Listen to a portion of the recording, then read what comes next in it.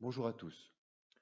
Donc, ceci est un enregistrement, un résumé des cours que moi, John Rizzo, j'ai fait avec, je vais le montrer ici, voilà, je suis là et je suis avec Natella, ici.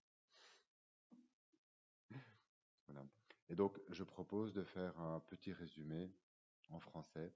J'espère que YouTube va traduire correctement en français et puis en italien les sous-titres.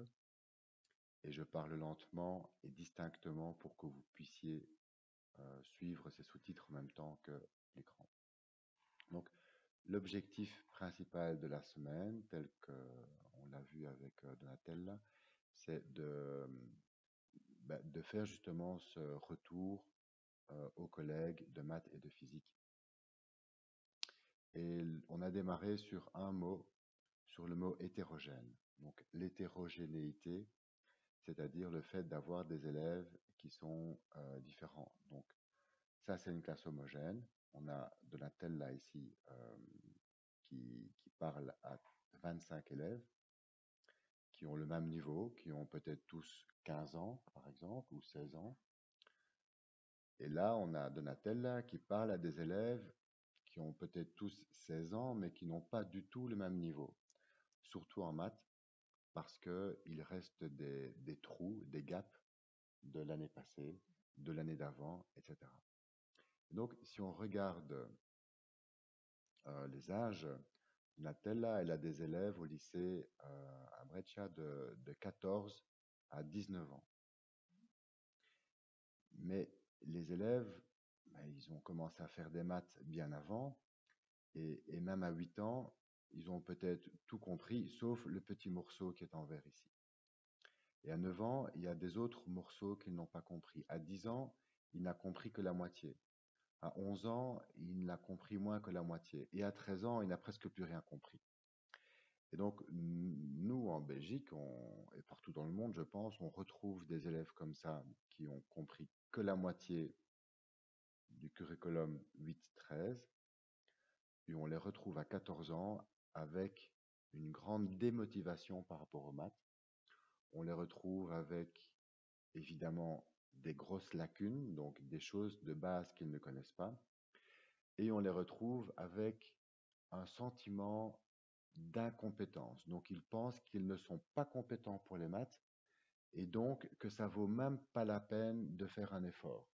C'est pas la peine de faire un effort puisque je suis tellement nul en maths, je ne serai jamais meilleur. Euh, et donc, quand j'ai dans une classe un élève comme ça, qui a des grosses lacunes en fraction, par exemple, cet élève est en rouge. Et à côté, en vert, j'ai un élève qui a peut-être même de l'avance parce qu'il est très intelligent. euh, Ses parents sont des scientifiques. euh, voilà, il était dans une école au collège assez difficile. Et donc, il s'ennuie quand Donatella explique des choses de base, il s'ennuie. Et donc, c'est ce que j'appelais ici l'impuissance acquise.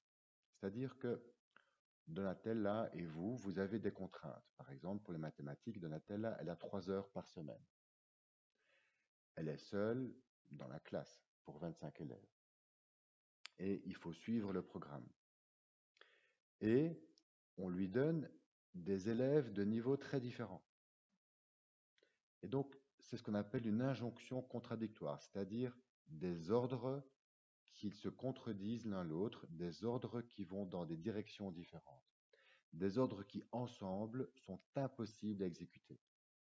Et quand on nous oblige de faire quelque chose d'impossible, on a un sentiment en tant que prof, un sentiment d'impuissance et parfois de résignation. C'est l'impuissance acquise. Après quelques années, on peut se dire, de toute façon, ça ne sert à rien.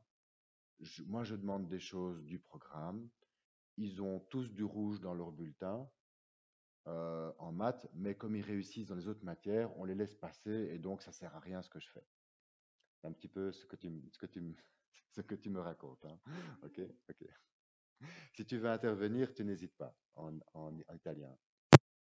Je traduirai seulement dans la première et la deuxième classe. En italien, hein, tu peux. Mais vous ne comprenez pas. C'est pas grave, je comprends un petit peu.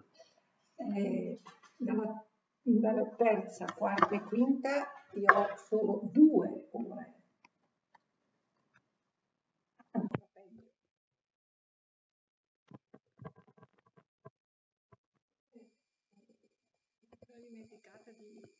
Je me suis oublié de vous reporter une autre expérience que nous faisons à l'école à propos de rattrapage de...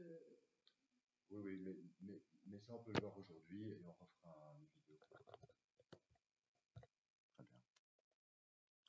Voilà, je vais couper la première vidéo maintenant et comme ça fera pas trop long et on fera une deuxième juste après.